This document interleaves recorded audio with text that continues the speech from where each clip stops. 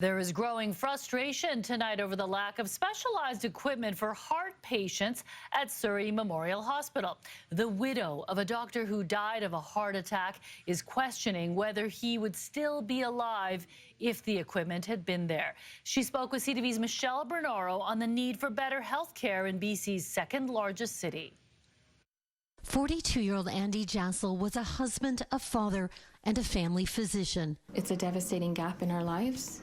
In March of 2021, he suddenly felt unwell and went to Surrey Memorial. He collapsed outside the hospital with a heart attack.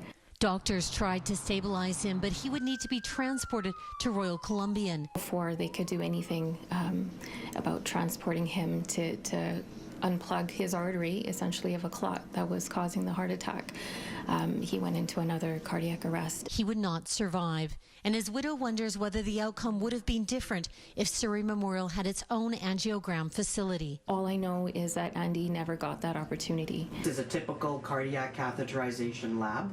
This cardiologist who works at Surrey Memorial was also Andy's friend.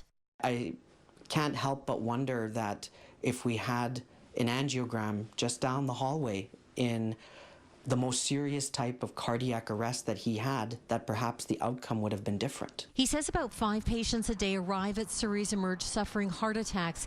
He says they receive good care, but that sometimes doctors simply don't have the resources they need. When there is a heart attack with a cardiac arrest, you really need the ability to open up that artery as soon as possible, and the transport issues can be a huge hindrance. He says it's frustrating, particularly in a city the size of Surrey.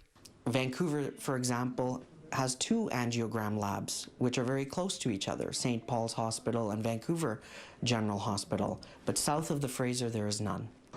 Doctors say the lab would cost millions to set up, but it's really the ongoing operating costs that desperately need provincial government funding. The health minister says he's just received a proposal for an angiogram facility. If you look at the entire Fraser Health region, if you're going to expand that service, you would have to assess where the best place to put that service is. While the minister considers the proposal, Jassel says she'll keep fighting for better patient care. It's something her husband would have wanted. Michelle Bernaro, CTV News, Surrey.